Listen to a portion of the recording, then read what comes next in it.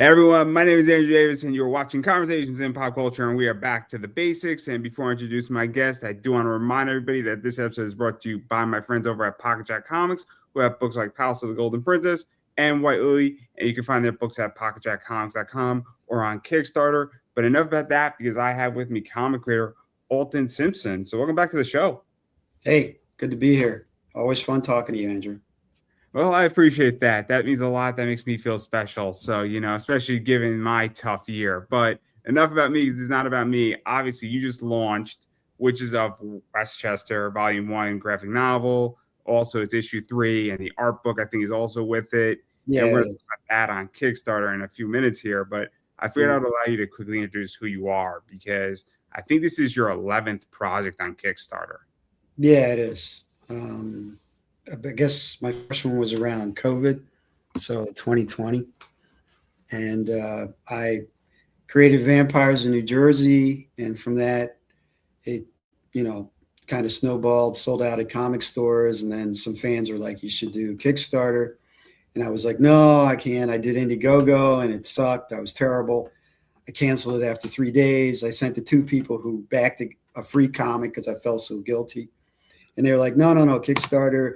We'll introduce you to some well-known artists and creatives that are on Kickstarter and, pair you with them. And that's how I funded the first Kickstarter. I guess it was April 2020. And then, as comics got more popular, people would ask about more characters. So there's Werewolves of Brooklyn, a biker crew from Brooklyn you can hire to do anything.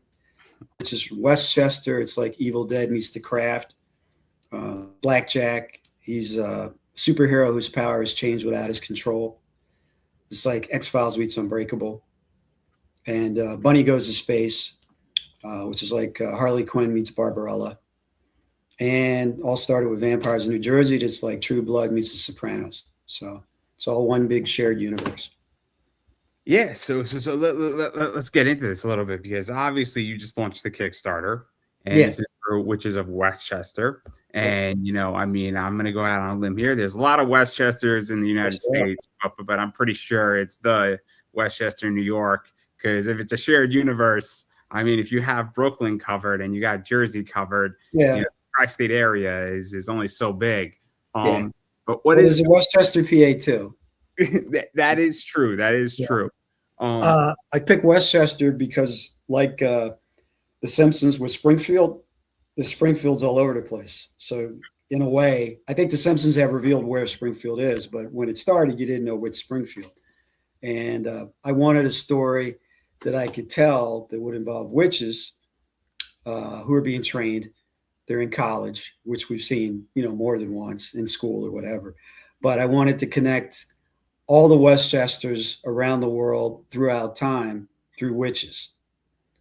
So the witches in, Westchester, New York of today are witches of Worcestershire, England from 1410, and also witches in another Westchester in 1921 to solve a common goal and beat a common villain.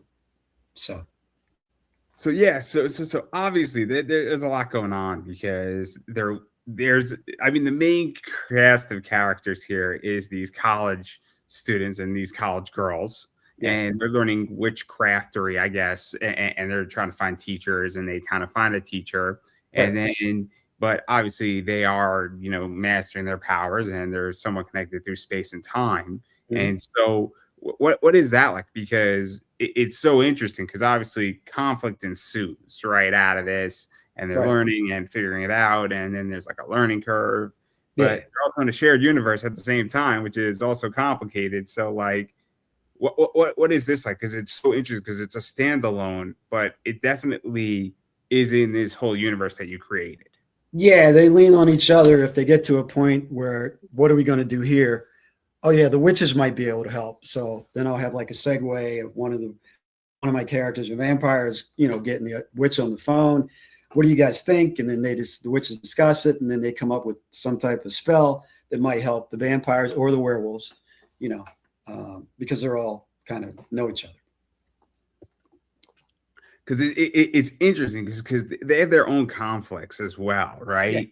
yeah, And so like because that's what's so interesting about this whole book is that we have this their own conflict, then they're also in this shared universe, right. but I feel like the territories don't overlap, if that makes any sense. No, they It, don't. I really try writing them as standalone comics and then kind of sprinkle something extra in, and people seem to like that. They like after the MCU and all that, and now the DCU, people like a little connection, a little cameo, a little, and it's very organic and natural with my stuff. so I want to dive into that a little bit because I think that there is an issue in comics where everybody is creating a shared universe at this point, Yeah, whether you're big or small, and there is an advantage to creating a shared universe because you could have a cosmetic event, for lack of a better word here, where yeah, all hell breaks out and you yeah, get all the good guys versus all the bad guys, and it's a fight to the death, right? And right. that's great Yeah, in that regard yeah. I'm because just about I'm just about to that point with. I was going to end Vampires on issue 12, and I'm up to issue 9, actually issue 10, where I bring in everybody. They finally all come together, end game style, to battle whoever. because then you also get to the point where then you have an event and then everything could shoot out of that event Right, and people die or right. people don't want to be heroes or whatever you want or your heroes retire or your characters and you say I don't want to be Hmm. a part of this and then you could launch something else and so but at the Yeah, same time you also want to have a position where you want to introduce these characters so like for instance in which is a Westchester like we now know these characters after 3 issues and is it? I think it's like 60 pages, right? Give or take. yeah, yep, So like, because I think that that's what makes this interesting, right? Because there's the payoff that has to occur. yeah, yeah. I always think, in the '80s we always had trilogies, so I kind of write, the first issue, second, and third issue as a kind of trilogy that fits together that is amping up the action or the storyline intensity as you go on so that the third issue is freaks you out or blows your mind or whatever you want to call it and then that makes a good graphic novel when I put them all together. And then obviously, I mean, there's something going to happen in this issue. I mean, there's going to Yeah, be a conflict in this issue, and something's going to happen with these girls, and that's going yeah, to probably lead into vampires to some yeah, degree. But I don't want to ruin too much of that. But I do want to dive into, I guess, some more technical stuff here because you did launch it where I think it's a floppy, if I'm not mistaken, right? right, right, yeah, So, these are the floppies, and there's the collectible side to all the stuff you do. But then it's also a graphic novel to some degree. I think you launch it as volume one, where the whole volume is now done. yeah. And what is that like? Because I think there is something to be said where it's not a graphic novel, where it's not 3 collected issues, but you Mhm. can get the whole volume done at this point. I don't know if that makes sense, right? Yeah, yeah. I usually try and throw in extra stuff to beef it up a little bit. Additional art, additional covers, a little more storyline. But I went to graphic novels because after I started selling out floppies in comic stores, they were like, well, it would help everybody if you could put the graphic novels, put the issues together and make a graphic novel. People can get in your stores quicker. So really, it was just from feedback from the actual local comic store owners were telling me do a graphic novel. So I've always been lucky like that. I get good feedback from either fans or the actual stores because when you're in somebody's store, you're a partner with them. I mean, they wouldn't even put you in the store if they didn't feel your comic was going to sell. And then when it does, that just strengthens the bond between you and the store. I've been lucky in that respect too. So I want to tail that for a second here because I do want to touch upon the graphic novel side of this because I think it's Mhm. really interesting, right? Because I don't know if you're experiencing this debate, but I like to binge content, right? Right, And I also like to get my content at a relatively affordable rate. right. So like I don't want to be waiting 2 years for a whole series to be done, Yeah, spend $120 yeah, versus I can spend 25 for the graphic novel. And right. if I have to wait, 18 months, 2 years, I want to read the whole thing at once. I want Yeah, to enjoy the whole thing at once. I don't want to be bankrupted in the process because it's a real issue. I mean, it's a lot. I think it's a lot to ask somebody $15, $20 a pop for a cover, and you have 3 issues. That's $60. I mean, you could go to the comic shop and you could buy a lot of Marvel books. I mean, even at $15, that's 3 Batmans. Right. And I mean that's 60 pages versus 28 pages. And then it's also the idea that I don't know if you're going to do issue 3 of this book. I mean, I'm talking as a consumer. I'm not even talking as a reader. That's really the problem with indie creators, because the stores would tell me, you do 1 issue and it's great, and then people get hooked and then you disappear. That's their biggest fear. So they like the fact that I was trying to be consistent, with the storyline, and doing, especially after I started doing Kickstarter, it made it easier to put out more issues. The graphic novels are good for creators if you can get to that point, because then your margins aren't as thin as they are with floppies. So, let's talk about the graphic novel stuff as well, because there's also the other thing with the graphic novels is that the art is done. Right. So really with a graphic novel, I think your only expenditure for the most part is printing it. Right. And in theory, every time you print your book or reprint your book in some format, the cost of the art actually goes down per page. Technically, I mean, it's complicated to actually calculate that whole thing. I don't feel like going through. If I had a whiteboard, I'd be Kenny Smithing at this whole thing. And we can all go home now. Right. No. just. And if you don't know who Kenny Smith is, I'm sorry. Maybe everybody should go watch some basketball. But anyway, not the point here. But I think that's where graphic novels become interesting, is because the only thing it is it's printing. I also, and I'm curious how you feel about this, is that I feel the optic of a graphic novel is different as well, where it's done or it's a chunk of your story. So if you're doing 12 issues and you have 6 in a graphic novel, you're handing somebody a substantial amount. And I feel there's a different element of trust. There's a different element of saying, here's 6 issues and I'm not running away, and you don't know if I'm going to be back here in 3 months, 4 months, 5 months. And I don't know how you feel about that. I don't know how they trade in stores, but I think there's a different optic at a convention. I think there's a different optic how you're just looked at collectively in the industry as well. And I don't know how you feel about it. That's just how I view it, is that I view somebody who has a graphic novel differently than somebody who has a first issue of a floppy. Yeah. It's a different level of interest, different level of investment. It's heavier. It's a deeper dive for people, and they like it. I mean, they really do. The graphic novels that I've done really pop. And once you get them into it, then they want more. So that's helpful. I mean, with this one, I'll have 6 graphic novels. So that'll be nice. When I do a convention or at my table, I'll have a wide variety, as opposed to, having to carry around 19 floppies. Did you also feel, sorry to go, do you also feel that at a certain point, after you printed a bunch of graphic novels, you're not going to reprint an issue 1 of something? Yeah. I've gotten that way with vampires for the most part.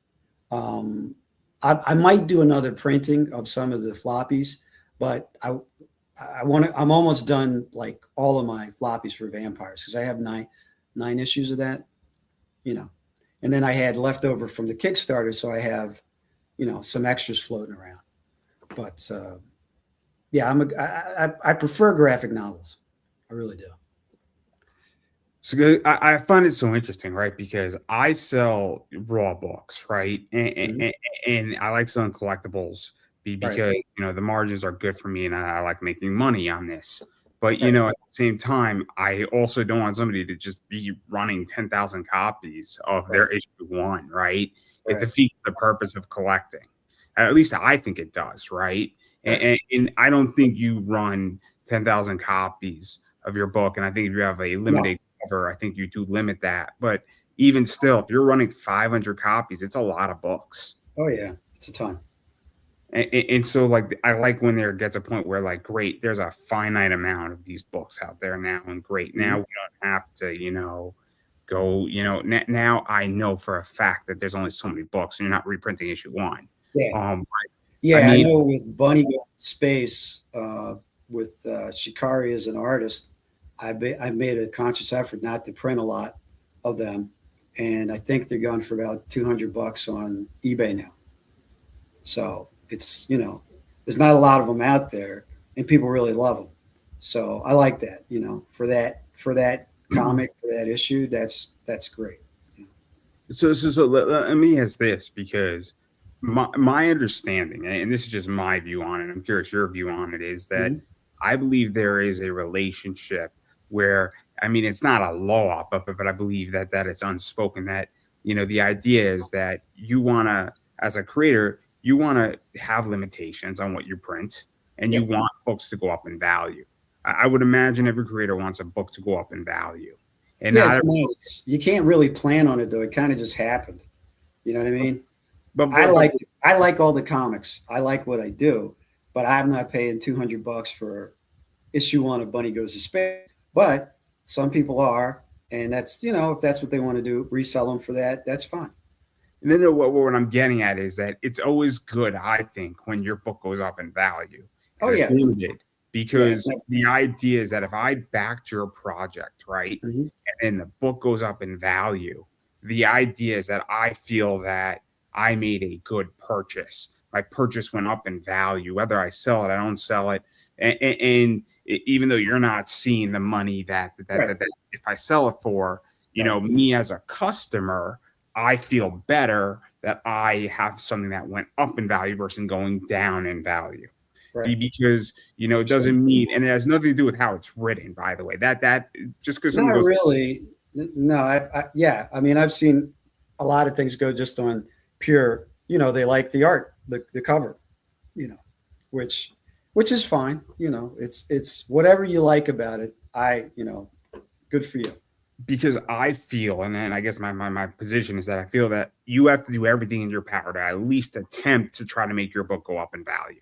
If Yeah, you're on Kickstarter in the collectible space, that doesn't yeah. mean everything's going to work. But No, you can't, if you print 20,000 copies of Shikari, you're purposely making the book go down in value if yeah, you yeah. do it that way. But if Yep. you only print 100, Yeah, or you print 200 because that's what you needed to do to break even, then yeah, there's only 200 that you're at least attempting to try to protect the value of the book. yeah, I don't know if that makes any sense. I feel that as a creator, every creator owes that to their backers to a yeah, degree. yeah, yeah. It's a Kickstarter is for collectors. They're limited editions, and they should be special.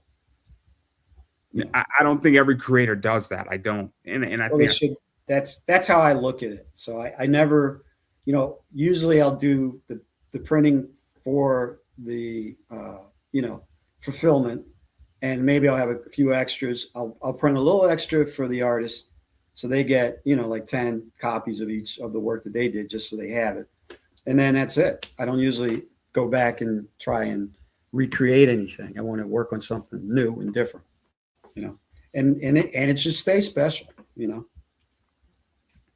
so. Again, that's what I think. But I do want to circle back now to the comic store thing, because I think that that's really interesting. Right. Is that because retail is a bitch? I'm Yeah. sorry. I'm Yeah. sorry. I will call it like it is. It Yeah. is difficult. I sell on eBay. It is so brutal, Yeah. eBay, and it is so difficult. And so I mean, and then when you're going into somebody's store, Yeah. that's a whole different ballgame too. Because I mean, on eBay, for those who don't know, I pay 13% in fees to eBay, Wow. and a store might not be paying 13%, but they're paying rent, they're paying electricity, they're Yeah. paying, something for floor space. If you have a comic shop that is, 800 square feet, every square foot it has a dollar amount that it earns. Yep. And I mean, you got to make sure, like, because you said that you're partnering up with them when they We're, pick up we're your book. we're in it together. They if they're going to present my product, I want them to present it the best way and put it in the best spot so we can sell as many as possible. So, I appreciate all the stores I've sold out in. Um, Sold out in about 25 stores. Jay and Silent Bob's I've sold out 9 times. Um, Signings I like doing. Um, they're a lot of fun in the store. They're a lot of fun. So again, because the reason why I bring this up is that I Mhm. think that a lot of people in comics, especially on Kickstarter, do not understand that. Like, I don't know what your retail position looks like, but it's like I need 50% off at the minimum Yeah. because there is no money for me in anything else. It is just brutal, and it's just like I can't explain. Like once I go through my numbers, I Mhm. mean, if you wholesale me, if your MSRP is 15 for the book, right? Right. I mean, first and foremost, I gotta hope that the book is gonna sell for Yeah. that. Yeah. And at 750, I mean, if I'm paying 13%, I gotta go buy a Gemini. Shipping is difficult. I Right. mean, like we're talking about me making $2 on the book Yeah. if I sell for 15. Like Yep. it's not that I'm making $7.50, and neither is the comic shop. And Yep. so, like, again, it's so difficult. And this is why I don't pick up indie books anymore for my Mhm. eBay store because there's just not enough meat on the bone for me. Yeah. Yeah. It's gotten just in the 5 years that I've been doing comics, 5 or 6 years, it's gotten tighter and tighter and tighter. So, it's tough. Oh, it's miserable. It's just absolutely miserable, and it's so terrible. It's like I like reading books. It's just so terrible, and Yeah. and it's not easy. But I do want to go further into this because obviously, when you go to a graphic novel, I would imagine that the margins go up Yeah. to a degree, Yeah. and, They're better. and so like but also that's a whole different thing. But I also imagine for a comic shop, it also might be easier for them to move a graphic novel because the story's done Right. versus like they're not taking a risk on that. But I don't know. I'm just curious how you view the whole thing and what you feel on this because again, I don't know because I'm not in this space of creating something. Yeah. Well, they prefer the graphic novels. Um, the stores I'm still in are kind of stores that are friendly to me, and I'll do free comic book day, Ron's Comics in Mount Holly, New Jersey, and Final Boss in Lawrenceville. They have me in pretty often, so that's pretty much the stores I'm in as of today.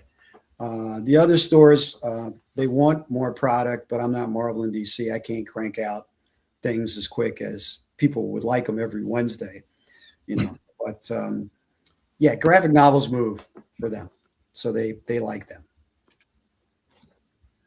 No, again, I find it so interesting, right? I find the whole thing so interesting, and I find the entire space to be fascinating in Mhm. that regard.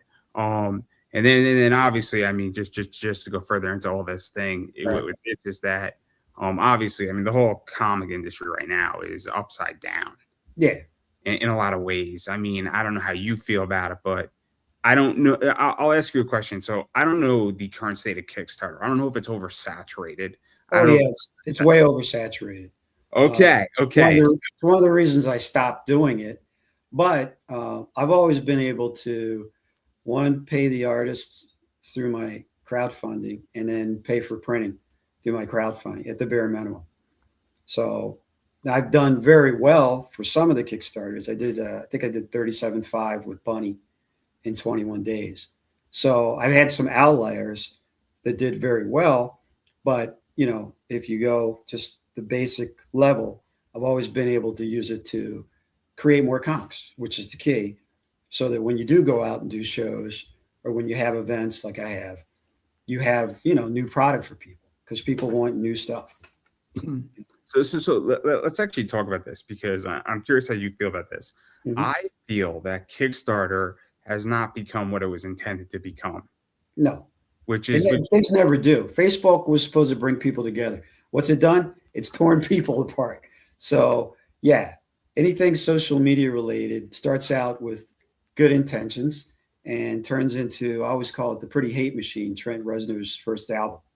That's what I call Facebook because that's what it's turned into a lot of the time. Now it does have groups, which you go find a group you like, Speed Racer. So you go find the Speed Racer group, which I watch all the time. I was going to watch them tonight. There's a weird channel on my Roku that 24 hours a day they're playing Speed Racer. I'm like, is anybody watching this besides me? That's another one where you're like, how are they on the air if it's just me watching? But we've become such a segmented entertainment society because of all this streaming and all these media sources. You can enjoy just one thing that you think nobody else is enjoying, you know. But yeah, Kickstarter. I mean, and there's a lot of other things, you know, like if you and I created a backpack that did like 100 different things, we could take it to Kickstarter and raise money for that. So it does a lot of different things, you know, which is interesting. Because the reason why I bring this up is that, I mean, I have a very, very, very negative, very, I'm trying to think of the word. Shoot, I can't think of the word. And it's gonna kill you after this interview. I'm gonna know contrary, negative, very not concise, but contrarian, I guess maybe is the word. Yeah, and I am so sick of people asking me for money on everything, including Kickstarter. I'm so sick.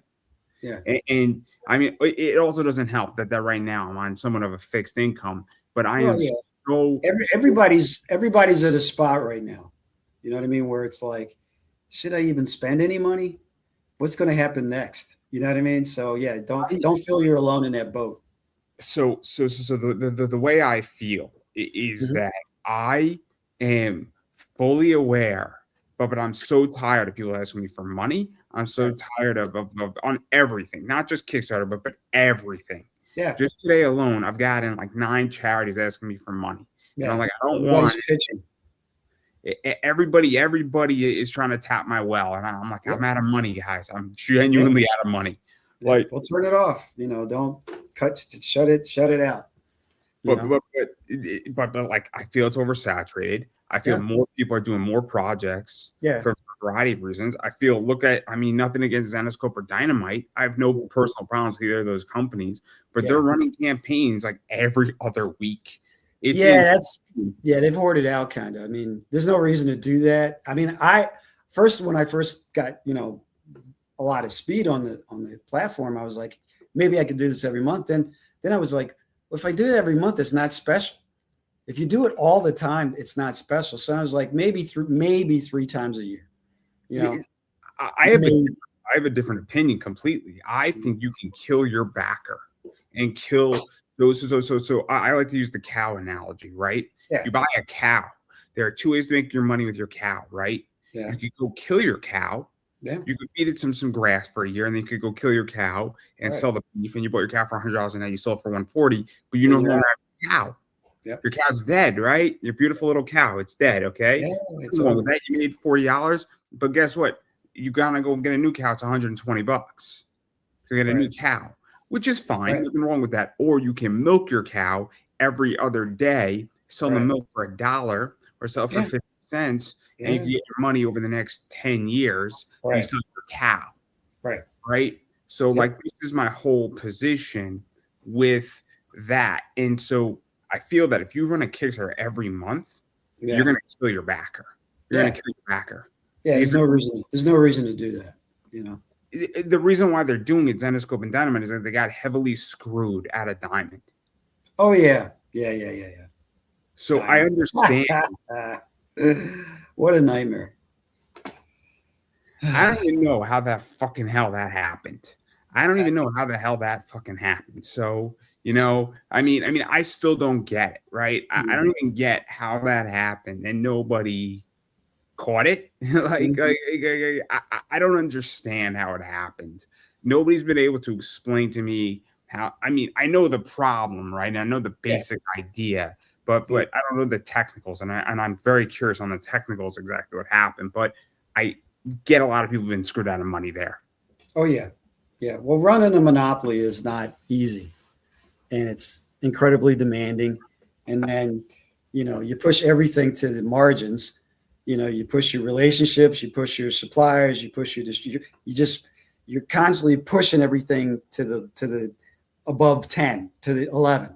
And how long can the system take that? It can't. So. But my point is that when you're Dynamite or Zenescope and you have fans who love your work and want to buy your work, but you're running so many campaigns, I'm like, I can buy one, and then you run one every 3 weeks, and I'm like, I'm a Zenescope guy, and I'm like, I'm out of money, guys. I'm out of money. Well, you got to be sensible. I've had people who bought like a big. I used to have really big rewards, like $500 for this, whatever and you get a bunch of stuff. You get good stuff, but still. And then I would have people who would do that, and then they'd email me towards the end of the campaign. Oh, my my car note's due, or I got a family, and I'm like, dude, just put your priorities in order. It's okay. Cancel. I'd rather you cancel and you pay your mortgage for your family than what I mean. And I'll be around. I mean, you can PayPal me later and get this stuff. You know what I mean? So, but I'm not bloodthirsty, and most of Kickstarter is. So, that's how they roll. I mean, they see it as a regular part of their business model, and they rely on it more and more. I like a more varied approach where I have different avenues, sources of income, instead of just milking that cow or killing that cow. It doesn't matter what the cow is. You know what I mean? Interesting. I long comics and I long cards. Mm-hmm. It's very rare that I mean, I buy things and I try to flip them quick, but there's a bunch of cards that I'm longing indefinitely for a long time. Right. The fastest, most expensive card I sold, 23 minutes a G. Wow. And I cried when I sold it, and it will never be seen ever again. Yeah. I mean, I know it's gonna be about 20 years before it pops up. Mm-hmm. And the second it pops up on the market, I might spend $5,000 to buy it back. Wow. I mean, I held it and I cried when I sold it, but I was happy. That's tough. Happy, but I cried. I mean, it's a beautiful card, everybody. Mm-hmm. Diana Taurasi's autograph 101 retirement card. The white mamba. Oh my God, just a beautiful card. If she would have, I reached out to her. I said, "Do you want the card?" And she didn't get back to me. I would have sold her the card for a little bit of money. Like it was a $300 card. I would have sold her for $500. But I wound up selling for a G. But not the point. But again, the people. But a lot of it is longing it, because my eBay business is predicated that the most amount of sales that I make are $8 sales. Right. I sell more $8 items than I sell $1,500 items. That's your price point, yeah. It's great. It's absolutely wonderful, because I buy a card for $4 and I'm cheaper and more effective than but it's killer, right? On an $8 card, I make 75 cents in profit.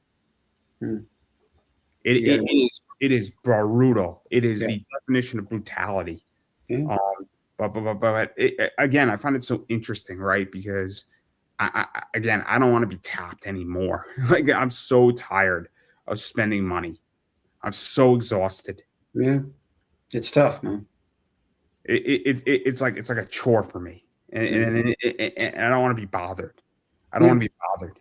Like it's just terrible. And I don't know how you feel, but I also feel that a lot of books are average. Yeah. Well, you want to do something spectacular. You don't want if you're going to spend the money or you're going to sell something, you want it to stand out, not be ordinary.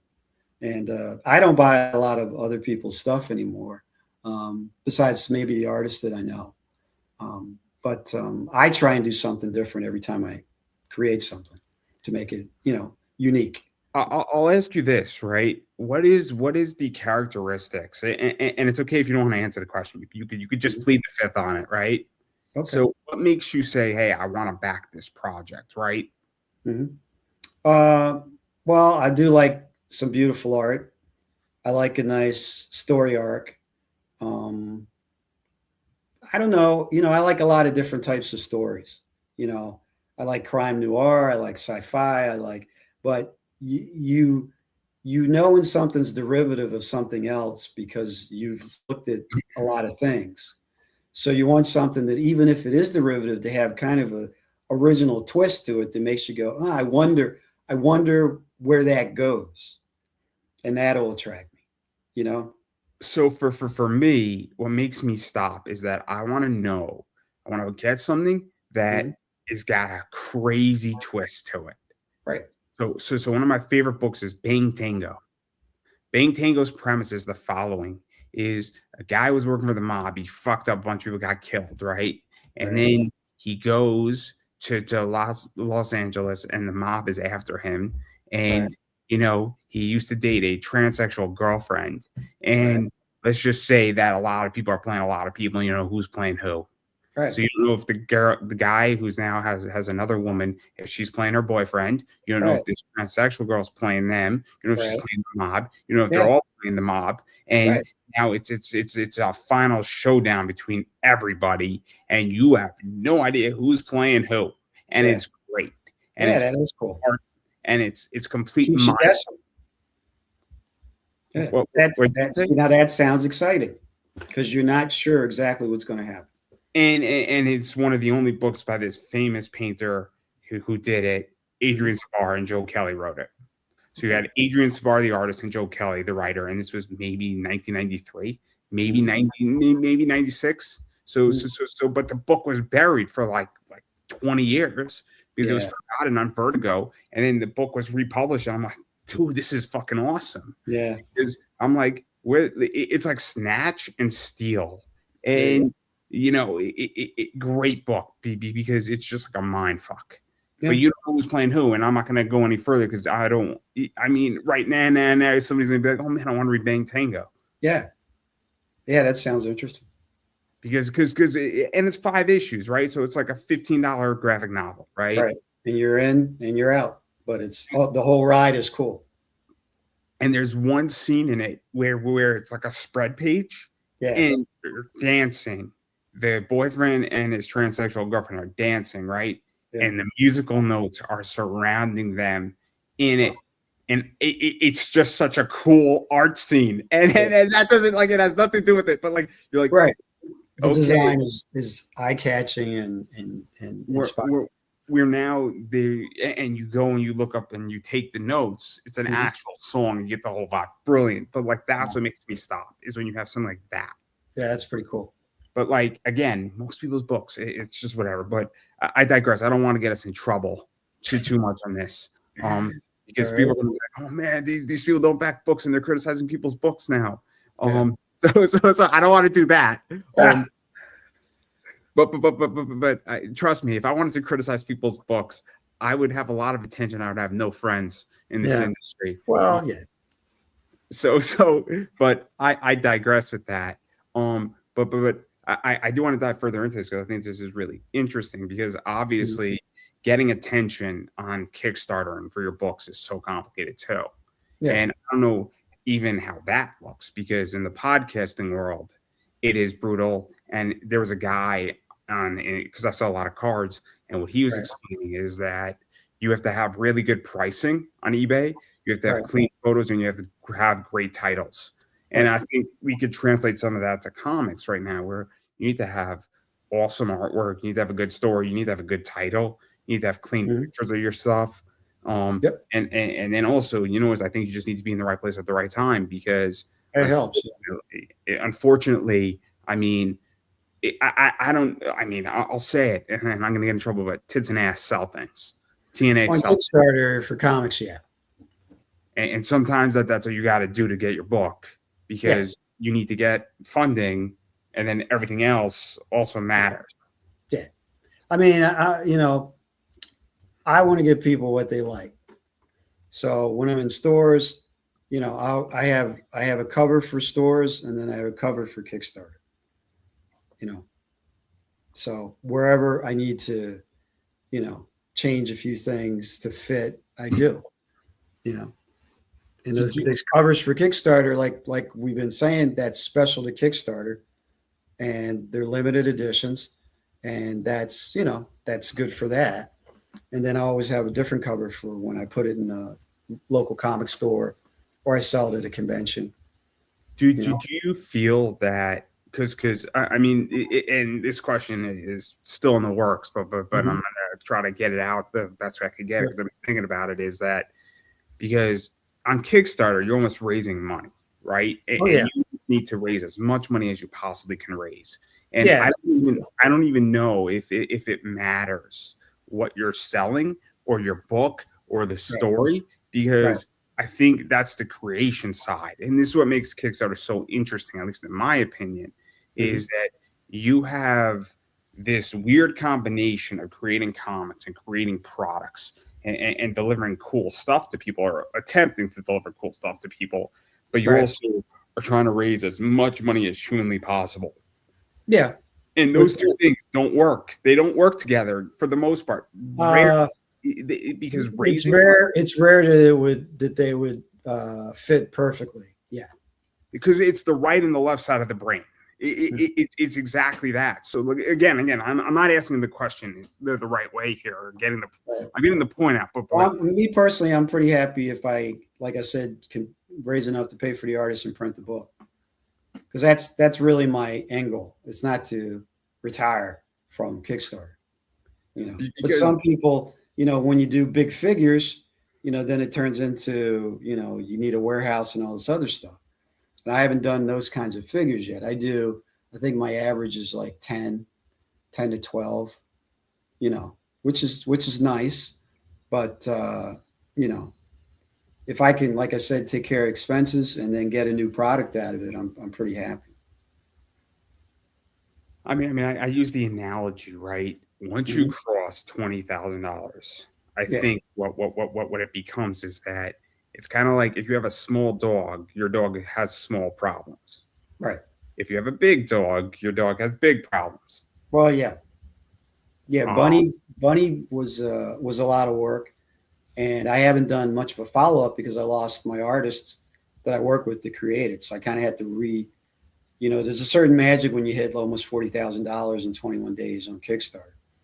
So it's like I wanted to recreate that magic, but then I lost Shikari works for Comics Elite now, Elite or Elite or whatever. He's not exclusive anymore. Yeah, it's hard to rebuild that Frankenstein monster. But I mean, my stories are the same because I wrote 2 issues right after I wrote issue 1. So I already wrote the graphic novel for Bunny. I just haven't been able to get back to it. But I want to get back to it this year because it's a very popular comic. Because my point is that if I was to do a comic book and then I raised $1 million, I would never ever have to raise money ever again. No. If you had one, but I mean, how are you going to do that? I mean, there are guys who do that, and they throw in politics or they throw in something else, and maybe that's organic to them, but I couldn't create anything that way. You know what I'm saying? There are ways to do that. The reason why I bring it up is that I'm wondering if this is all a shell game, right? Because I think it is. This is where it becomes so interesting, is that because again, I want to raise a lot of money and never have to raise money ever again, right? And that's right. The theory behind what I'm trying to accomplish, right? And I think there is something to be said about all of that, where it's kind of like, because the more money you raise, the further you go. It's like putting gas in your car. If you have a full tank of gas, you go miles. It's a rocket. Right. So again, I just think it's so complicated, because if I'll give you an example. If I had 40K for this show, this show would run so differently, right? Every day there'd be like 7 interviews, right? And I'd have a staff, and I would be able to like actually enjoy drinking a beer on a Saturday. It'd be nice and peaceful, and I'd be able to sleep like a baby every once in a while. I'd be able to read a book. Okay. I don't think people understand how much work goes into this. It's a lot more than people realize. Hey, the YouTube community, Friday is going to be a fun day, everybody. That did not schedule itself. Okay. Friday's like a national holiday for me. It's like the greatest holiday ever. It's Pokemon Day. So, it's great. McDonald's, Pokemon's back. It's great, guys. Hey, Pikachu never got a DWI. So the last time I saw Pikachu getting a DWI was never. So, Oh man. There was a baseball player who made that joke, and I thought it was a very funny joke, right? Yeah. But I digress right there. But the point is that, again. You can't come up with something that will fit. But the thing about Kickstarter is it's that algorithm that keeps moving. So you look at something that made $1 million on Kickstarter 5 years ago. You still there? Oh, yeah. Oh, yeah, I'm still here. Sorry. you look at something that made $1 million 5 years ago, and you couldn't do that again. It almost was like catching lightning in a bottle. So you kind of have to come up, like AI is big right now. So if you come up with something AI related that catches that thing, you could do that, $1 million and then whatever. Did you also feel, and this is my question, is that so we look at Brandon Sanderson. He did that one of the biggest campaigns, millions of dollars on Right. Kickstarter. Right. I think it was hyperbolic, right? I really think it was hyperbolic because Sure. he didn't just do $50 million out of nowhere. He was writing, and working on. He finished The Eye of the World with Jordan Roberts. He finished that. He's been a writer for a long time. It was very orchestrated, those campaigns, right? And I think everybody says, "Oh man, this was amazing. This is great. This is changing Kickstarter." I'm like, no, guys. This had nothing to do with that. This is somebody who's been around forever. Oh yeah. And this was not organic. This was very orchestrated, and it's the same thing with Eric July to some degree. And for those who don't know, he created a funnel, right? He created a funnel. That's all he did is he created a funnel and he filled his funnel up. There's a logical, organized business way of doing things that gets you certain results, and they definitely knew what they were doing, and they've done it before, and they know how to expand upon it. So, I think it's a little bit different when somebody does something and they did not plan it, and there's been a few of those every once in a while that have done that, and then, so. But again, I think that there's misconceptions. I mean, we look at what just happened with Pokemon with Logan Paul. He sold his Pikachu illustrated card for $16.25 million. Yeah. Now, he bought the card for $5 million, but he sold the card, and it created this artificial bubble of Pokemon cards, and but that bubble's going to deflate a little bit in a few weeks or maybe in a month or two, right? Doesn't mean the card isn't cool. It just means the bubble's going to deflate. Right. But the point I'm making, and I think this is very relevant, is that I understand that the bubble, there's artificialness in this, and you could taste the artificialness is my point. Right. Yeah, that's true.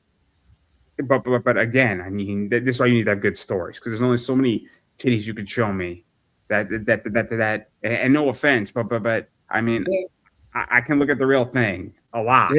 My life. I mean, I don't need to sound like fucked up when I say it, but like, no, you're telling it like it is, man. I mean, there's got to be more to it than just that for it to mean anything. So that's true, Because I have Bunny went to space. I have the Shikari covers that I bought from you.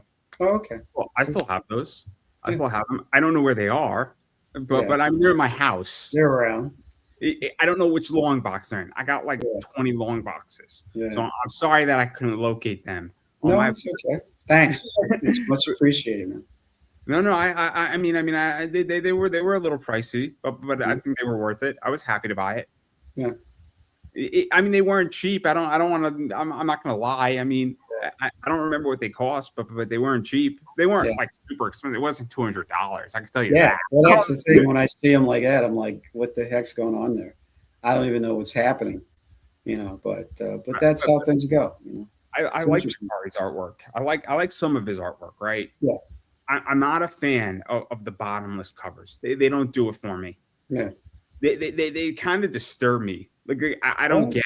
I don't get. Yeah, Shikari puts a lot into those covers. I mean, we've spent hours discussing where, like a freckle should go.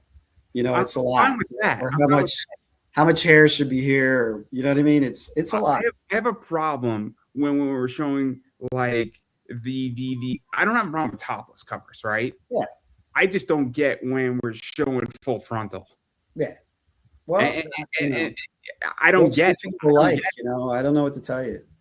It's like I'd rather have the real thing, and it's cheaper. Yeah. Like it's terrible. Like but you got to weigh the two and figure out where you want to spend your hard-earned cash. I mean, and then my covers, but with Faces by Rachie, she did a topless cover for me Yeah, I don't have a problem with that either. You know, Yeah. but eBay has a problem with that. Apparently, eBay thinks that's porn. Well, a lot of the companies are being taken over by more conservative individuals that are, calling So things out, also whether or not you can, part of art the or issue. porn. I mean, which is, So it also gets complicated because there's actually a debate with credit card companies. I don't know if you knew right. this, but Well, since like right. minivids, Yeah. they are get charged more by a credit card company than eBay charges a credit card company. I don't know if you knew that. No, I don't. So I didn't know. so there are companies that say we don't want to do this. There are Yeah. companies that have real ethical questions. Yeah. I'll give you a real ethical question. I mean, Kim Possible. Everybody knows who Kim Possible is. Yeah. Topless Kim Possible. I Right. don't know how we should feel about that in the art community. She's 16, 17, and Yeah. When it's a juvenile character, I don't. I think you should stay away from that. but there are I people know who I are saw a lot of stuff when Wednesday came out, and I thought, well, she's a kid, so you know what I mean.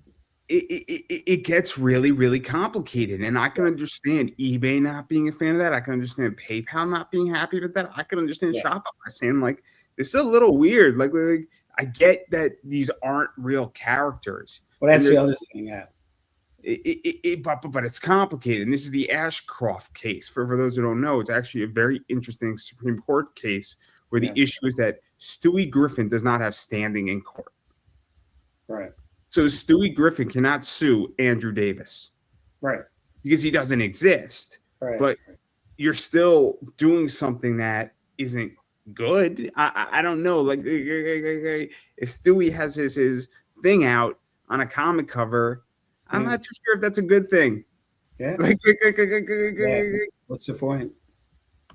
but that again, it's so complicated. But I want to back out of that because obviously there's other stuff too Right. that you're doing and all sorts of stuff. So obviously, I mean, you seem to have your business down packed though, because your objective, because correct me if I'm wrong, is that Kickstarter for you is just to kickstart the project, and it's the Yeah, first level pretty of much. distribution, right? Yeah, it's gotten so crazy on there that I had to weigh, should I just go back to when I started and just print it out myself, or would Kickstarter numbers make sense? So this is kind of in a way an experiment, to see if it still works the way it used to work. But like you said, it's oversaturated, so we'll see.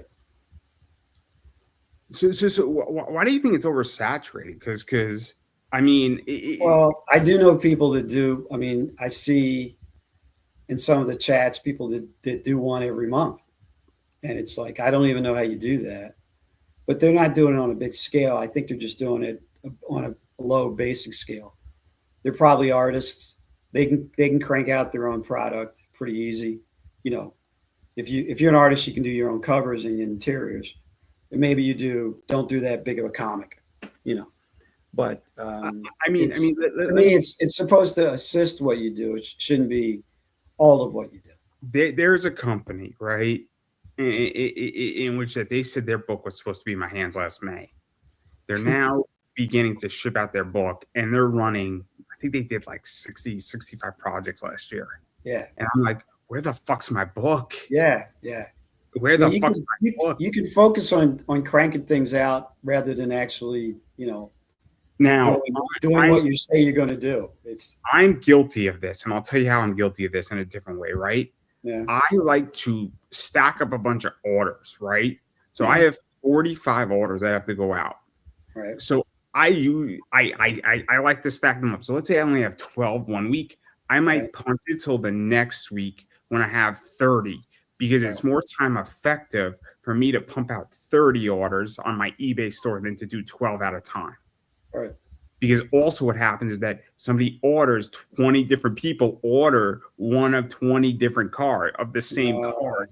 So I can just stack it up and they're already pre-packed. Because the company that sends them to me pre-packs them. So I just have to put them in the. So but for me to do like 3 at a time as they come in and go out, it makes no sense. Right. I've done the math. I actually save money, and I'm willing to actually give like 25 cents shipping because it saved me more money in time. Yeah. Like, so I'm guilty, but I'm not looking a year out. I'm looking 2 weeks out, right? Like I think there's a big difference between those two. But like, I'm looking at this company, I'm like, you raised, $4,500, and my book was supposed to be in my hands in May. Where the fuck's my book? I think it's a valid question. Yeah, it's pretty outrageous. Yeah, I don't know. It's tough. I mean, if they're doing that many other things, it's hard to focus on you. And so I just stopped backing. And you're not the only one, I'm sure. I don't know. In which that, what is, I'm not going to say what company it is, but it's not hard to figure out what company it is. I mean, it's not a secret. I just don't know your relationship. That's why I'm not stating certain things. But I'm also saying to myself, like, this is my issue, is that I understand being a month late, right? I understand being 2 months late. I understand 3 months late. But the problem here, and I don't know if you knew this, with credit card disputes, you only have like 90 days. Right. So once we get past the 90-day mark, in theory, nobody on Kickstarter has to deliver their project. Yeah, I know. There is no recourse. I know. I actually want to get legislation. Keeps going, man. What? What'd you say? I said, it keeps going. I want to get consumer protection legislation passed on Kickstarter. I really do. Needed. Yeah, that's definitely needed. I think I would not disagree. I'm trying to remember what comic I got that I never got. White Widow, maybe. Oh, Jamie Tyndall, White Widow. Yeah, from like when I first started doing Kickstarter, so that probably would have been 2020 or 2021. I never got that comic. I think I saw it in Walmart or something. You know what I mean? Because they cut a deal with Walmart right around the time I was supposed to get my comic, and I never got it, but I think I saw it there. I interviewed Jamie Tyndall once, and I like Jamie, but I'm not, I have nothing good or bad to say about Jamie Tyndall. Yeah. I will say this: I think he's overpriced. I think he's severely overpriced. I don't think he's a $1,200 cover artist. I don't.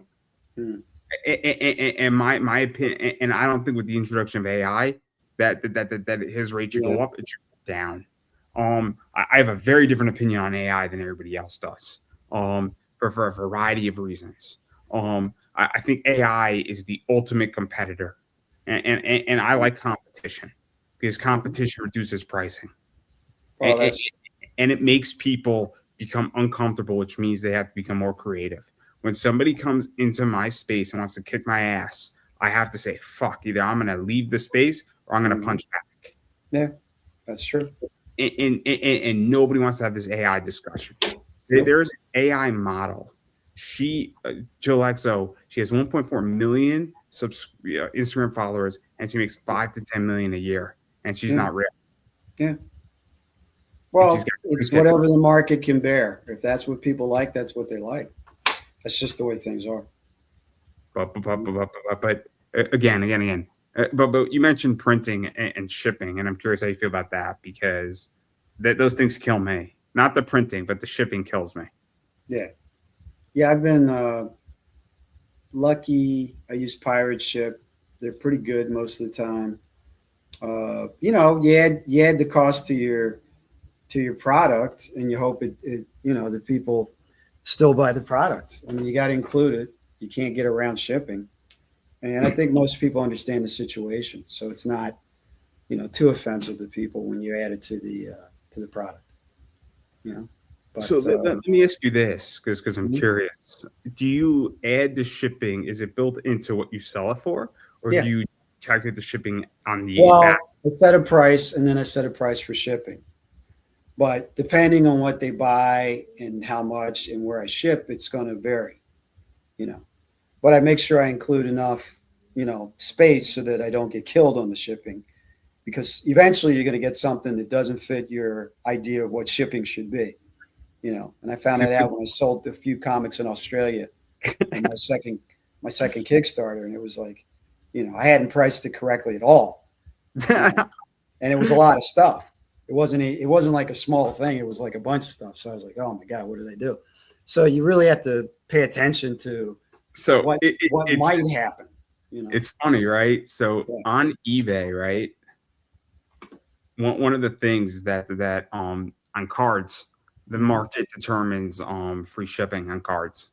Right, But if a card is over $20, I charge $5, not because I'm charging shipping, it's right, covering the insurance. right. So when Yeah, I sell you got to $250, cover whatever else you have to pay. You know, so you just so have so, to. so and I explain to my buyers, I say, you're Yeah, not paying for the shipping, you're right, covering the insurance if this goes south. right. And And, that's part of your business. That's a business expense that has to be covered.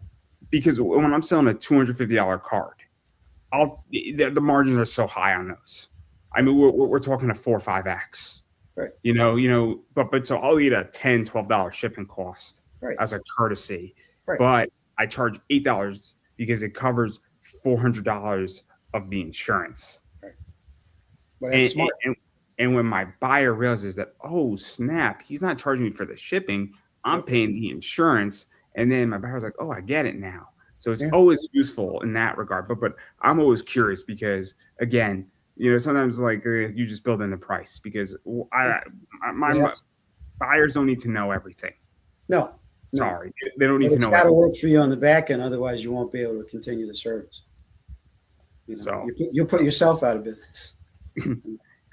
I have nearly done that a few times. Yeah, you got to. Potentially multiple times today. But you learn. As long as you learn from when that gets close, you'll be okay.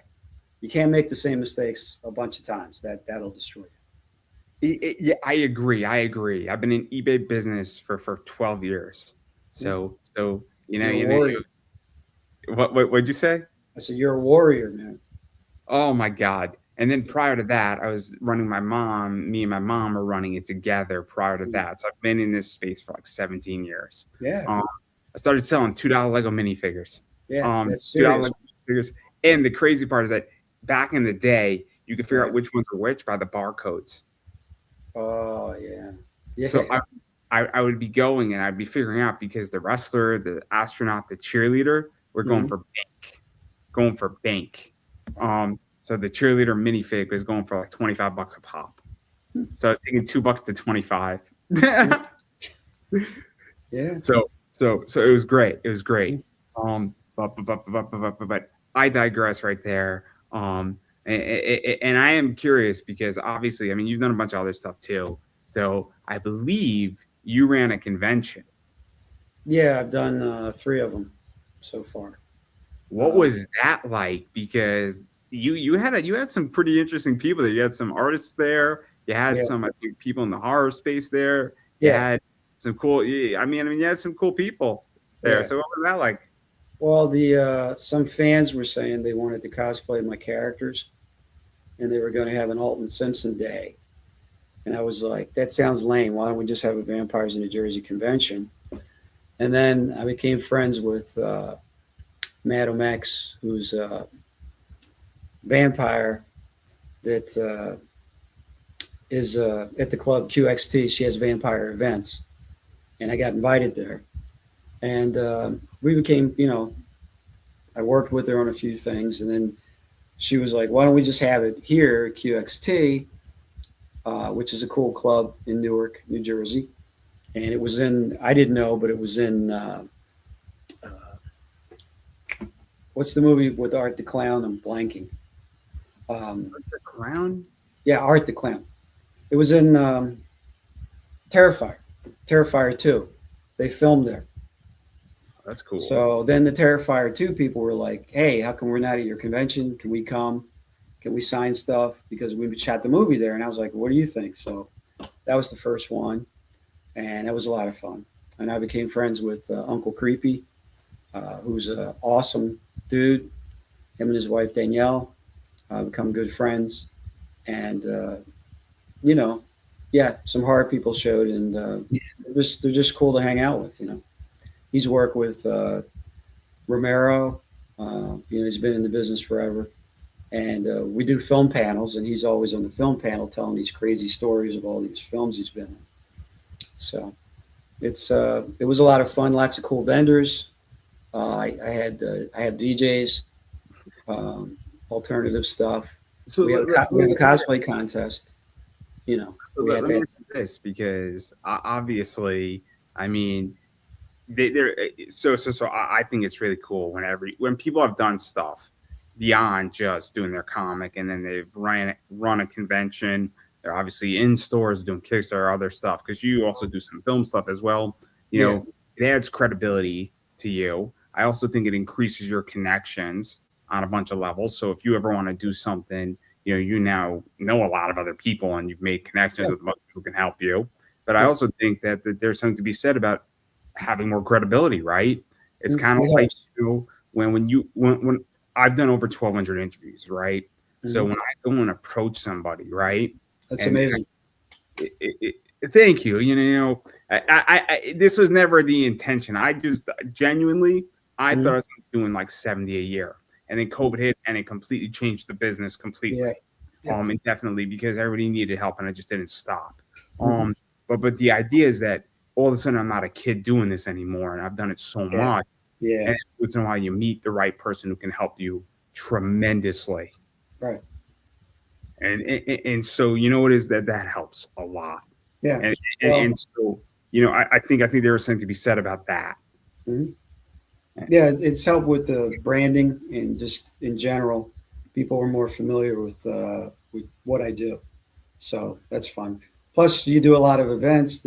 I've met a lot of vendors, and I know what it's like to be a vendor. I know how tough it is. I know what you want out of it, and I try. The events are more like a community get together where you make money. So you're hanging out with people who love doing what they're doing and love what you're doing, and then the people that show up, they love independent horror related stuff. You just mentioned something that I think is really the key here, is that when you run a show, Hmm. and you're selling tables, dealing Yeah. with vendors, other stuff, you now know exactly what it's like to Oh be yeah. on the opposite side of that. Yeah. And I think there's saying, and so when you go and you're at a convention, you understand their perspective, right? Hmm. You understand a comic shop's perspective. You understand that a comic shop wants to buy a table, and they can't be, ramsacked indefinitely and be Right. dropping 5 grand on a table because Right. they're going to make any money.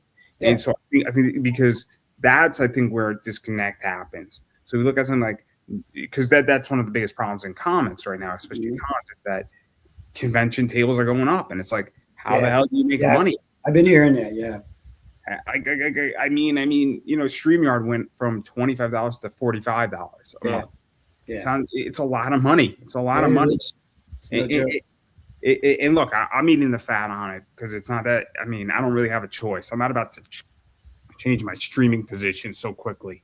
But Right. the idea is that it means that it's harder to make money. If a Yeah. comic table at New York Comic Con, I don't know what it costs. I mean, you probably know more than me. But if Yeah. it goes up by 30%, Yep. I mean, that's a lot of money.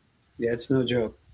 So like that's what I think is so interesting, because when you run a show, you now understand it from the other side, Yeah. because you got to pay for the space, you got to pay for the insurance, you got to pay for security, you got to make sure your volunteers, if there's volunteers, that they're fed and they get a Yeah. slice of pizza. Like, Yeah. all this sounds kind of crazy. Yep. Yeah. There's a lot to it, but once you know what people go through, you handle things differently. And being a vendor myself helps a lot. And once again, it gives me credibility with the people who come to the show, the vendors. You know, we've been through it together, so I strive to make it a special experience where they can make money. So I, it's I, memorable, it's fun, and you make some bucks. So it's a good time. Yeah, making money is important. I like making Yeah, money. it I is. don't know. I have this nasty disease called I like making money. Yeah, It's really terrible. you're It's not really the only one. it's terrible. Yeah. When I lose money, I cry too. Oh Well, my yeah, god, I you can see. know. So, oh my god, freaking army almost cost me like $250 today. Mm. I had money on army, then I moved it to Bucknell, and oh my god, Oh, what a stressful game, right? What a mm. stressful game. Yep. Um, I have a gambling problem, everybody. I'm on track to gamble $500,000 this year. Um, Okay. I should pull in about 12 to 14% in profit on that. Okay. All right. And Gotta have then a plan, man. what did you Gotta say? have gotta have a plan. Oh, of course I have a plan. Of You course know, I have a plan. as Now, long as it granted, works out. let me explain how gambling works so everybody understands on DraftKings. All Let's say right. you win. Let's say you gamble $10 and you win $16. Right. If you then gamble your $16, you gamble $26. You did not gamble $10. Hmm. So it collectively adds up, right? Yeah. So this is how you gamble a lot of money without having. But remember, you only put $10 in. Right. So when I'm saying I'm gambling $500,000 this year, I Hmm. might have pumped in $2,000, Hmm. but you're running it Right. over and Over over and and over and over. over again. And even if you take out, let's say I put 2 G's on something and you pull three and you take out 1,000, you bet the two, you gamble the two again, you gamble $4,000, but you only put in two. So when you comes to tax time, it gets Right. very complicated because Oh yeah. because what it is that your taxes are on your gains. But if you Okay. just recycle the two over and over and over again, that's Yeah. your base. Yep. It's crazy. But, Mhm. but there are people who do this with 50,000. Yeah, I can imagine. In their base, they don't lose their base. Or you're gonna lose some, you're gonna win some, but they win more than they lose, right? But Right. the thing is that they get taxed on anything above 50 because the 50 comes back to them, and that's not Mhm. taxable. That's your starter. It's insane, Yeah. and so you need a real tax professional, and I Yeah. am not that. Yep. Which is our sponsor today. No, but I digress. But obviously, yeah, because I was curious about your convention because you Yeah. know, I think it's awesome. I love alternative conventions Yeah. collectively. It's a good time. I love small conventions Hmm. a lot too. I like conventions that are not the big ones because Yeah. I find them to be more intimate, more Yep. relaxed. I Yeah. find like people do not want to stab me. I also find that Yeah. people are well bathed. It, Yeah. it's I mean I'll just call it like it is. I Right. mean I don't know how you feel, but Yeah. Yeah. That's true. here at Comic Con, I'm bringing some deodorant. I'm gonna go. I'm gonna be the nicest person there. I'm Yeah. legitimately gonna hand out deodorant to people. Yeah. Be like, That's here you nice go, of you. deodorant. Here's this. Here you go. Here you go. Yeah. Let's go. Yeah. Yeah, I'm gonna be like, you know what? This is on me. Don't worry about it. You need it more than I do, and I'm just Yeah. gonna walk through with a huge There you go. basket of There you deodorant. go. But again, enough about that. Obviously, I mean, you got a lot of people working on your books too. I love Lance Footer, Steph Wilson. Yeah. You know, Yeah. we I've been could. lucky with the artists. They're great. They're the Um, best. I mean, Greg Bow, love Greg Mhm. Bow. Yeah. I don't know who else is on your book. Daxina. Yeah, I know. I don't know. Is it Daxina? Is it she or do we not know? I never know. I just go by the names, but the artwork is ridiculous. And I worked with Daxina a few times, and it's always interesting to me. Because Daxina did stuff. I think for Daxina does stuff for Bad Donut and Zombie Okay. Eats Flesh. Right. And that artwork is just sick. That, Right. that that company is such a sick company. Yeah. But I know him, their artwork. I'm not too sure, Yeah. you know. But yeah. There's been a bunch of other people. I think Wendy Sheener is on that book too. Yep. Yep. Yep. So yeah. You got a lot of covers. So basically, there's something for everybody, right? Yeah. I have my friend, burlesque entertainer Jenny Marie, does a cover, and then horror actress Amber Brooke, she does a cover. So it's a real nice mix. Interesting imagery. No, that's good, right? No. I'm excited for you. And Yeah. which that obviously, I mean, this is we all know which Westchester it is. The Mhm. only mistake I made is that I didn't buy that first edition cover that Steph Wilson did. The original artwork on that should have bought Well, it. I'll see if I can dig one up for you. Yeah, I got to get my finances in order first. I got to Okay, survive. well, just let me know when. No, the original art of that was just sick because I'm from Westchester, New York, right? Yeah. So that's why it's so. For those who don't know, I grew up in Yorktown, and I'm Okay. from Westchester, New York. That's why Yeah. this book is fun for Cool. me because Cool. I think it's great, right? Yeah. And I just love Steph Wilson. Yeah. I don't know.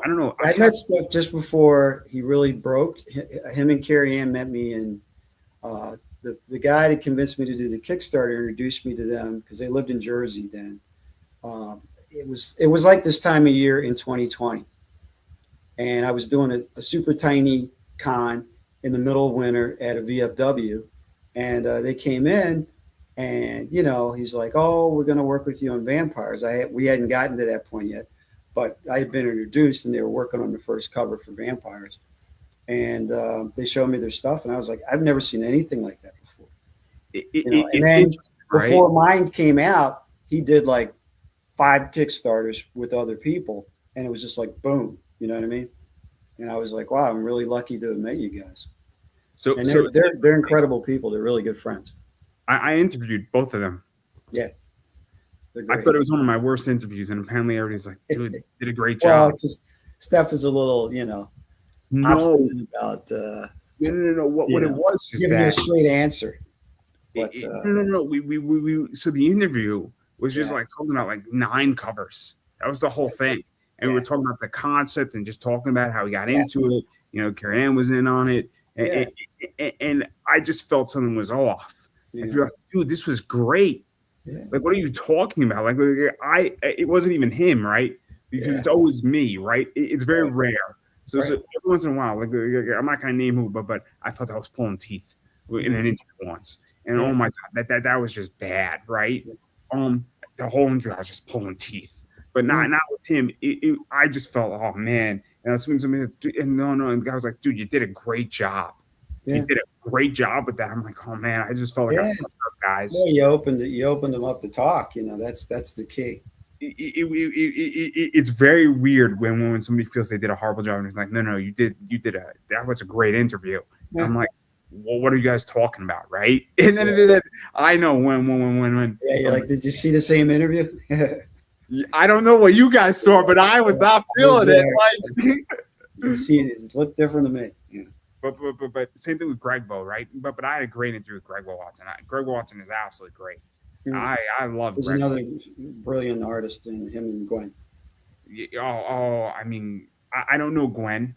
I mean, I know Greg Bo because I've interviewed Greg Bo and I enjoy Greg Watson. I enjoy his art. Certain things of his are just brilliant. Yeah. I don't know if you've ever seen should have read the company, but they did like a Mary Jane type cover, and oh my God, I gave Greg Bo the best suggestion. I don't know if they ever did it, but I gave Greg Bo Watson the suggestion for it. I said, you got to do it. You got to do it because if you do this topless, so they did Mary Jane in a bikini, and the bikini is Spider-Man's face. That's cool. Yeah, I think I saw that.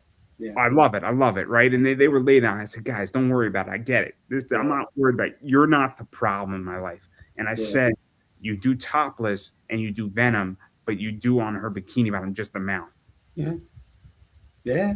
And I said, you don't even you do a Venom version of this, and you do just the mouth and the tongue coming out. Yeah. And it's so man. And they didn't do it. And I'm like, how do you guys, you missed the boat here, guys. But I digress. I'm sure they'll get back to it.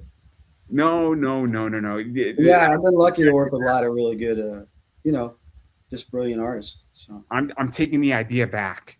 They no longer have the right to do that idea. Oh man, they've lost the privilege. You reclaimed it. What would you say?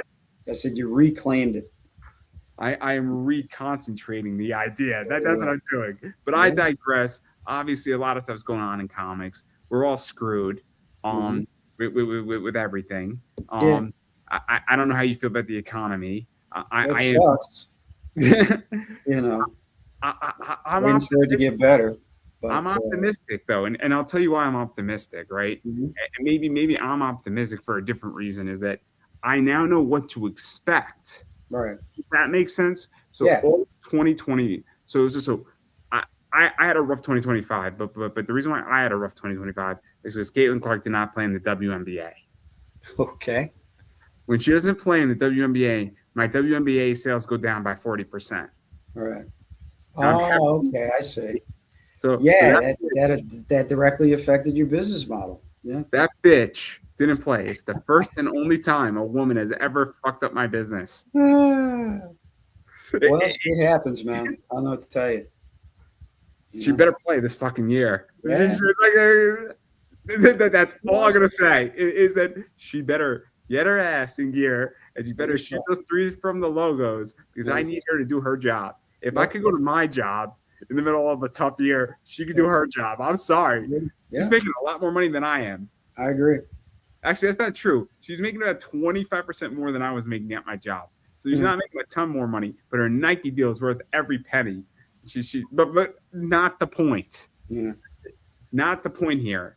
But I had a very rough situation in 2025 because one woman fucked up my business completely. Yeah, that's unfortunate and unforeseeable. And the real problem is that I didn't even get to enjoy the WNBA because she wasn't playing. So my business was screwed, and then I got hit twice as hard. So it's bad enough. It's bad enough that my business suffered. Yeah. And it's even worse that the WNBA was like 50% worse. Right. She wasn't playing. Right. See, I had to suffer twice. This is why I am more optimistic. Life's not fair, dude. No. 100%. I agree. Not fair. I agree. But I digress. I do want to give you a chance to promote yourself, unless you want to talk about me. Well, Witches of Westchester 3 Kickstarter is on. It's up. Get some cool stuff. There's plenty of stuff on there. There's digital stuff. There's physical stuff. Lots of great artists. I don't know. It's just a fun. It's a fun book. The graphic novel will be great, and I think I even put my entire shared universe up there somewhere. So there's plenty, plenty for you to play with and get. The Film Festival, Vampires New Jersey Film Festival. If you're a filmmaker, submit your film. It's at Kevin Smith's world famous Smodcastle Theater. It'll be a lot of fun. That's May 23rd. So find that online. My convention will be later this year. And hopefully I get to film some actual Vampires of New Jersey stuff, probably by June. Bunny Goes to Space. I want to get back to that in July. I'll probably be launching Kickstarter for that. So. And then I've been saying it for a while, is that if you like projects, you got to back them. You got to support them. Kickstarter, websites, people have eBay stores, local comic shops. Yeah. There's all that. And then since this is my show, I like to promote myself. So obviously I am Pop Anime Comics on Twitter /X, Pop Anime Comics on Instagram, Pop Anime Comics on Facebook, Pop Anime Comics on the YouTube. A lot of cool stuff. Gonna have a really, really fun Friday. A lot of Pokemon on YouTube. Super excited for that. Oh my God, I'm going through at least like 20% of the whole Pokemon list. It's crazy. It's a blast. When McDonald's has Pokemon, guys, you gotta have those cards are going to be worth a lot of money too, which is crazy. But not the point. This is not financial advice. That is on Friday night. No, it's not. But obviously YouTube, I've been saying it for a while, is that I got over 1,200 interviews. There's something for everybody on my YouTube channel. I cannot promise that you'll get smarter by watching me, but I can assure you that you'll be entertained. I can assure you you'll be entertained.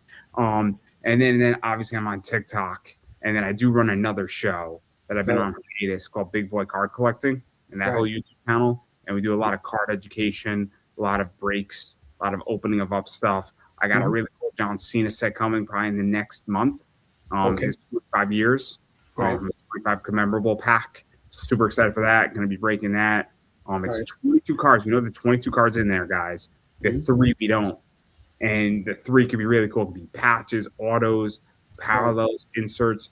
Awesome product. One of the greatest things Topps has ever released.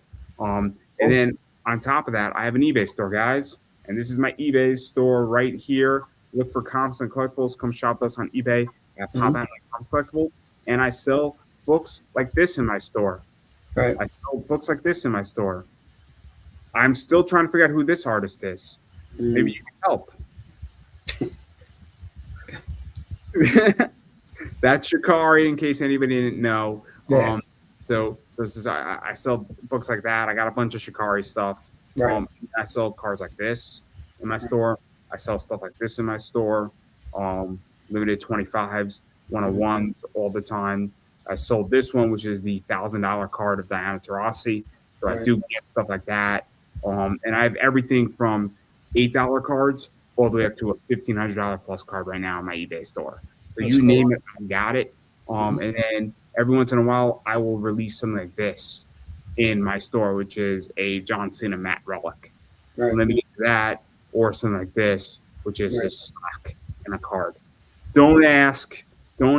Just nod your head and understand that that's really cool stuff. But that's the type of stuff I carry, and I've been saying it for a long time, is that first off, go to my eBay store if you're looking for comics, cards, Pop Funkos, collectibles. Look through the store. If you don't see what you're looking for, shoot me a message, because I may have it. It just might not be listed, because I do circle merch around. And if I got it, I'll list it for you. Happy to sell you whatever you want. Right. And if I don't have it, I know a lot of people, and I'm more than happy to direct you to it. So, for instance, I don't have any money and space stuff, right? But you might have some stuff, and I'm more than happy to direct people, if they're looking for that stuff, everybody, to you. Or, for instance, I don't carry full frontal books, but I know I have friends who do. And I have acquaintances. More than happy to direct business so that you can get what you want, because I get it. It's tough to hunt down stuff. It's tough for your collection or whatever you want. It's brutal. So I get it completely. And I'm here to help you. And ideally, I would appreciate it when people do that for me. And some people have. So we don't all carry stuff. So that's the point. Right. All right, Andrew. On that note, I'm going to give you the final word. Everybody try and be happy out there. Things aren't great. They will get better. Focus on whatever it is you love to do and refine that. And eventually you'll get your opportunity to shine. So I'm at Vampires of NJ on Instagram and Vampires New Jersey on Facebook. And I'm also on Kickstarter, obviously. So just get some cool stuff and try and enjoy life. Links in the description, and I don't think I could have said that any better myself, everybody. And that is a wrap.